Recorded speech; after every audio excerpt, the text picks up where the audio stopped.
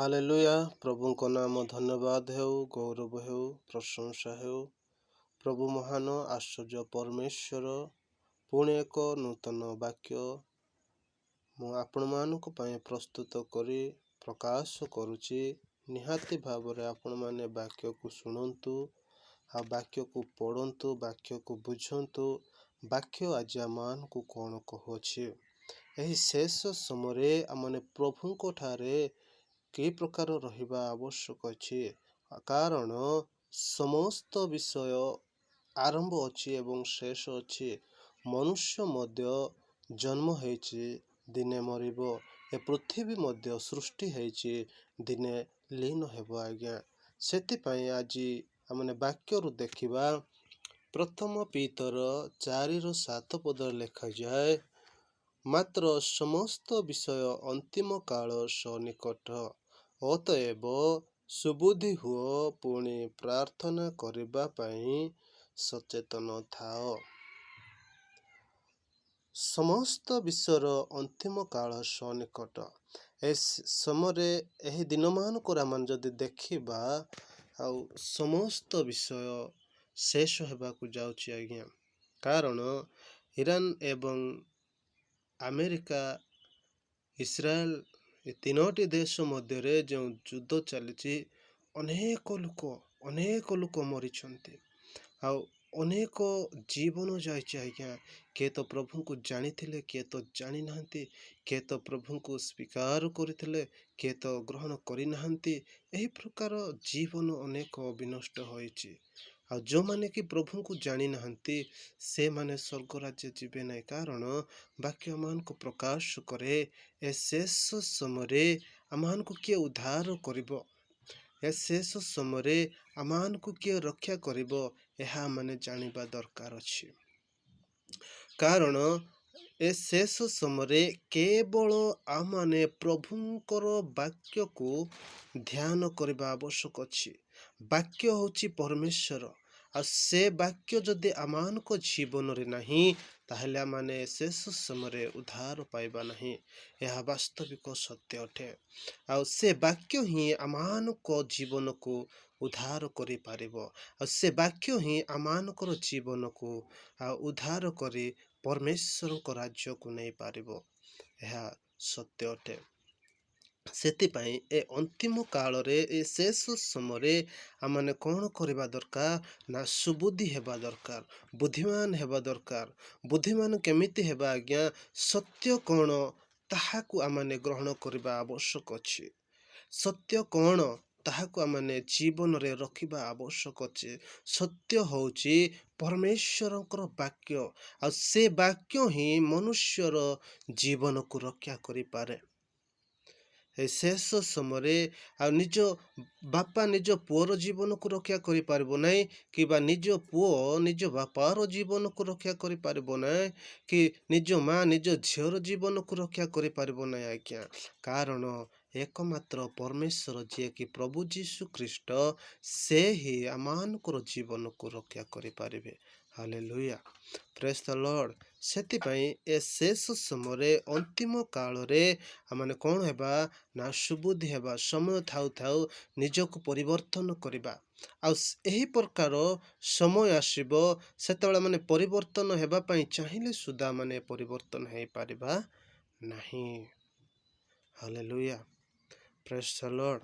ଆଜି ପ୍ରଭୁ ଆମମାନଙ୍କୁ ବାକ୍ୟ ଦ୍ୱାରା ଚେତନା ଦିଅନ୍ତି, ପ୍ରେରଣା ଦିଅନ୍ତି, ଯେ ସମୟ ଥାଉ ଥାଉ ନିଜକୁ ପ୍ରଭୁଙ୍କ ଠାରେ ସମର୍ପଣ କରିବା ପାଇଁ। ସମୟ ଥାଉ ଥାଉ ନିଜକୁ ପ୍ରଭୁଙ୍କ ଠାରେ ସମର୍ପଣ କରିବା ପାଇଁ ପ୍ରଭୁ ଆମମାନଙ୍କୁ ବାକ୍ୟ ଦ୍ୱାରା କଥା କୁହନ୍ତି। ସୁବୁଦ୍ଧି ହେବା, ଜ୍ଞାନବାନ ହେବା। ସେ ଜ୍ଞାନ, ଏ ଜଗତର ଜ୍ଞାନକୁ ଆମମାନେ ପରମେଶ୍ୱରଙ୍କ ପାଇଁ ବିସ୍ତାର କରିବା। ପ୍ରଭୁ ଆମମାନଙ୍କୁ ସାହାଯ୍ୟ କରିବେ। ସେଥିପାଇଁ ଲେଖାଯାଏ, ଯେଉଁମାନେ ପ୍ରଭୁଙ୍କର ବାକ୍ୟକୁ ତୁଚ୍ଛ କରନ୍ତି, ପ୍ରଭୁଙ୍କୁ ଜାଣିକି ପଛକୁ ଫେରନ୍ତି, ସେମାନଙ୍କ ପାଇଁ ମଧ୍ୟ ବାକ୍ୟ ଅଛି। ଆଜ୍ଞା, ହାଲେଲୁୟା। ଆମେ ଦେଖିବା ହିତୋପଦେଶ 13:13 ପଦରେ ଲେଖାଯାଏ, ଯେଉଁ ଲୋକ ପରମେଶ୍ୱରଙ୍କ ବାକ୍ୟ ତୁଚ୍ଛ କରେ, ସେ ଆପଣା ଉପରକୁ ବିନାଶ ଆଣେ, ମାତ୍ର ଯେ ଆଜ୍ଞାକୁ ଭୟ କରେ ସେ ପୁରସ୍କାର ପ୍ରାପ୍ତ ହେବ। ହାଲେଲୁୟା, ପ୍ରେଜ୍ ଦ ଲର୍ଡ। ଆମମାନେ ପ୍ରତ୍ୟେକ ରବିବାର ଦିନ ଉପାସନା ଯାଉଛୁ, ପ୍ରତ୍ୟେକ ରବିବାର ଦିନ ଗିର୍ଜା ଯାଇ ପ୍ରଭୁଙ୍କ ଠାରେ ପ୍ରାର୍ଥନା କରୁଛୁ। ଆଜ୍ଞା, ଯେ କି ପ୍ରକାର ପ୍ରାର୍ଥନା ଆମମାନେ କରୁଛୁ, କେମିତି ଜୀବନ କାଟୁଛୁ, ତାହା ବି ଆମମାନେ ଜାଣିବା ଆବଶ୍ୟକ ଅଛି। ଯେ ଏଟା ଲେଖାଯାଏ, ଯେଉଁ ଲୋକ ପରମେଶ୍ୱରଙ୍କ ବାକ୍ୟକୁ ତୁଚ୍ଛ କରେ, ତୁଚ୍ଛ ଅର୍ଥ ଶୁଣିକି ନ ଶୁଣିଲା ଭଳିଆ ବ୍ୟବହାର କରାଯାଏ। ଆଉ ବାସ୍ତବିକରେ ଆଜି ଆମର ଖ୍ରୀଷ୍ଟିଆନ ଭାଇମାନେ ଏବଂ ଭଉଣୀମାନେ, ବାପାମାନେ ବାକ୍ୟକୁ ଶୁଣୁଛନ୍ତି ଏବଂ ନ ଶୁଣିଲା ଭଳିଆ ସେମାନେ ବ୍ୟବହାର କରୁଛନ୍ତି। ଯଦି ଦେଖିବା ଆମ ଗ୍ରାମରେ, ଆମ ଗ୍ରାମର ମଣ୍ଡଳୀ ଗୁଡ଼ାକରେ ଅନେକ ଭାଇମାନେ ଆଉ ପ୍ରଭୁଙ୍କୁ ଜାଣିକି ପଛକୁ ଫେରି ଅଛନ୍ତି। ଆଉ ପ୍ରଭୁ ସେମାନଙ୍କୁ କ୍ଷମା ଦେବେ ନାହିଁ। ଯେଉଁମାନେ ପ୍ରଭୁଙ୍କୁ ଗ୍ରହଣ କରିକି ପଛକୁ ଫେରିବେ, ସେମାନଙ୍କର ଜୀବନକୁ ପ୍ରଭୁ ବିନାଶ କରିବେ। ଏହା ବାସ୍ତବିକ ସତ୍ୟ ଅଟେ। ବାକ୍ୟ ଆମମାନଙ୍କୁ ପ୍ରକାଶ କରେ, ବାକ୍ୟ ଆମମାନଙ୍କୁ ଶିକ୍ଷା ଦିଏ ଯେ ପ୍ରଭୁଙ୍କର ଆଜ୍ଞାକୁ, ପ୍ରଭୁଙ୍କର ବାକ୍ୟକୁ ଯେଉଁମାନେ ତୁଚ୍ଛ କରନ୍ତି ସେମାନଙ୍କୁ ପ୍ରଭୁ ବିନାଶ କରିବେ। ଆଉ ଯେଉଁମାନେ ପ୍ରଭୁଙ୍କର ଆଜ୍ଞାକୁ ପାଳନ କରନ୍ତି ସେମାନଙ୍କୁ ପ୍ରଭୁ ପୁରସ୍କାର ଦେବେ। ସେ ପୁରସ୍କାର ଜଗତର ପୁରସ୍କାର ନାହିଁ ଆଜ୍ଞା, ସେ ପୁରସ୍କାର ପରମେଶ୍ୱରଙ୍କ ଠାରୁ ଆସିବ। ଆଉ ସେ ପୁରସ୍କାର ପ୍ରଭୁଙ୍କ ରାଜ୍ୟକୁ ଆମମାନଙ୍କୁ ନେବ। ଏହା ବାସ୍ତବିକ ସତ୍ୟ ଅଟେ।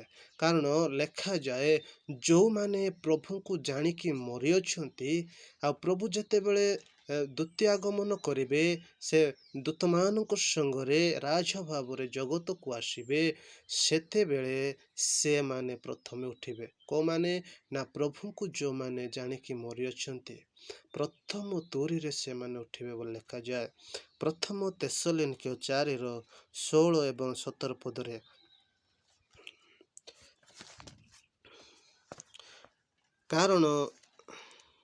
କାରଣ ପ୍ରଭୁ ଆପେ ଆଦେଶ ଦେଇ ପ୍ରଧାନ ଦୂତଙ୍କ ସ୍ୱର ଓ ଈଶ୍ୱରଙ୍କ ତୁରୀବାଦ୍ୟ ସହିତ ସ୍ୱର୍ଗରୁ ଅବତରଣ କରିବେ।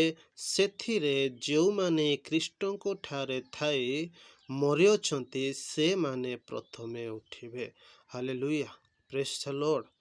ପ୍ରଭୁଙ୍କୁ ଜାଣିକି ଯେଉଁମାନେ ମରିଅଛନ୍ତି, ଜଗତରୁ ଜୀବନକୁ ତ୍ୟାଗ କରିଅଛନ୍ତି, ସେମାନେ ପ୍ରଭୁ ଯୀଶୁ ଖ୍ରୀଷ୍ଟ ଯେତେବେଳେ ଜଗତକୁ ଆସିବେ ତୁରୀ ଦୁନିରେ, ପ୍ରଥମେ ସେମାନେ ଉଠିବେ ଆଉ ପ୍ରଭୁଙ୍କର ଦର୍ଶନ କରିବେ। ହାଲେଲୁୟା। ଆଉ 17 ପଦରେ ଲେଖାଯାଏ, ପରେ ଆମ୍ଭେମାନେ ଯେତେ ଲୋକ ଜୀବିତ ରହି ଅବଶିଷ୍ଟ ଥିବୁ, ପ୍ରଭୁଙ୍କ ସହିତ ସାକ୍ଷାତ କରିବା ନିମନ୍ତେ ଆମ୍ଭେମାନେ ସେମାନଙ୍କ ସହ ମେଘମାଳାରେ ଶୂନ୍ୟମଣ୍ଡଳକୁ ନୀତ ହେବୁ। ଏହି ପ୍ରକାରେ ଆମ୍ଭେମାନେ ସର୍ବଦା ପ୍ରଭୁଙ୍କ ସହିତ ରହିବୁ। ହାଲେଲୁୟା, ପ୍ରେଜ୍ ଦ ଲର୍ଡ। ପ୍ରଭୁ ପ୍ରେରିତ ପାଉଲଙ୍କ ଦ୍ୱାରା ଆଉ ତେସଲୋନିକ୍ୟ ମଣ୍ଡଳୀକୁ ଏ ବାକ୍ୟ ସେ ପ୍ରକାଶ କରିବା ପାଇଁ କୁହନ୍ତି ଯେ ଏହି ବାକ୍ୟ ତେସଲୋନି ମଣ୍ଡଳୀକୁ ତୁମେ କୁହ, କାରଣ ସେମାନେ ଭୟ ନ କରି ମୋତେ ଗ୍ରହଣ କରନ୍ତୁ, ମୋତେ ଜାଣନ୍ତୁ, ମୋତେ ବିଶ୍ୱାସ କରନ୍ତୁ। ଦିନେ ଏହି ପ୍ରକାରେ ମୁଁ ଜଗତକୁ ଆସିବେ, ପ୍ରଥମେ ସେମାନେ ଉଠିବେ। ଆଜି ଆମମାନଙ୍କୁ ବାକ୍ୟ ଶିକ୍ଷା ଦିଏ, ପ୍ରଭୁ ଯେତେବେଳେ ଜଗତକୁ ଆସିବେ, ପ୍ରଥମେ ଆମମାନେ ଯେତେ ଜଣ ପ୍ରଭୁଙ୍କୁ ଜାଣି ପ୍ରଭୁଙ୍କୁ ତ୍ରାଣକର୍ତ୍ତା ରୂପେ ଗ୍ରହଣ କରି ଯଦିବା ଜୀବନ ହରେଇଛୁ, ଦିନେ ଆମମାନେ ପ୍ରଥମେ ଉଠିବା। ପ୍ରଭୁଙ୍କର ବାକ୍ୟ ଆମମାନଙ୍କୁ ଶିକ୍ଷା ଦିଏ। ହାଲେଲୁୟା। ସେଥିପାଇଁ ମୋର ପ୍ରିୟ ଭାଇମାନେ ଏବଂ ବାପା ଭଉଣୀମାନଙ୍କୁ ମୁଁ ଅନୁରୋଧ କରେ, ପ୍ରଭୁଙ୍କୁ ଜାଣିଛ, ପ୍ରଭୁଙ୍କୁ ତ୍ରାଣକର୍ତ୍ତା ରୂପେ ସମ୍ପୂର୍ଣ୍ଣ ଗ୍ରହଣ କର। କାରଣ ଏହି ପ୍ରକାର ଦିନ ଆସିବ, କ୍ରୋଧର ଦିନ ଆସିବ, ସେହି ସମୟରେ ଆଉ କିଏ ଆମମାନଙ୍କୁ ରକ୍ଷା କରିପାରିବ ନାହିଁ। ପ୍ରଭୁ କ୍ରୋଧରେ ବିଚାରକର୍ତ୍ତା ହୋଇ ଆସିବେ, ସେ ରାଜା ଭାବରେ ଆସିବେ, ଆଉ ସେ ଆମମାନଙ୍କୁ ରକ୍ଷା କରିବେ ନାହିଁ। ଯଦି ଆମେ ପ୍ରଭୁଙ୍କର ଆଜ୍ଞାକୁ ପାଳନ କରିଛୁ, ପ୍ରଭୁଙ୍କର ବାକ୍ୟକୁ ଯଦି ଜୀବନରେ ରଖିଛୁ, ପ୍ରଭୁ ଆମମାନଙ୍କୁ ଉଦ୍ଧାର କରିବେ। ଯଦି ଆମମାନଙ୍କ ପାଖରେ ପ୍ରଭୁଙ୍କର ବାକ୍ୟ ନାହିଁ, ପ୍ରଭୁଙ୍କର ବାକ୍ୟ ଯଦି ଆମମାନଙ୍କ ଜୀବନରେ ଆମେ ରଖିନୁ, ପ୍ରଭୁ କେବେ ଆମମାନଙ୍କୁ ଉଦ୍ଧାର କରିପାରିବେ ନାହିଁ। କାରଣ ସେ ବିଚାର କରିବା ପାଇଁ ଆସିବେ। କିଏ କ'ଣ କରିଛି, କେମିତି ଜୀବନ କାଟିଛି, ଆଉ କିଏ କୋଉ କର୍ମ କରିଛି, ସେ ସମସ୍ତ ବିଷୟ ପରମେଶ୍ୱରଙ୍କ ଠାରେ ଅଛି।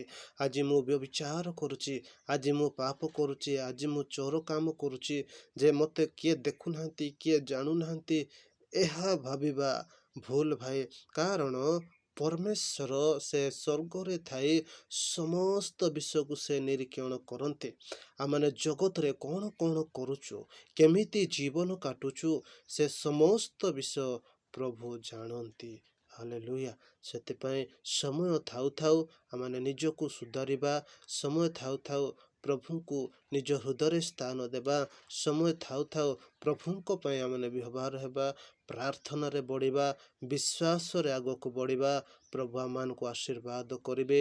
ପ୍ରଭୁ ଆମମାନଙ୍କୁ ସଦା ସର୍ବଦା ଆଉ ସେ ଆଶୀର୍ବାଦ କରି ତାହାଙ୍କ ରାଜ୍ୟକୁ ସେ ନେଇଯିବେ। ଆଉ ସେ ରାଜ୍ୟକୁ ଏ ଜଗତର ଶରୀର ଯିବ ନାହିଁ। ଏ ଜଗତର ଶରୀର ଜଗତରେ ରହିବ।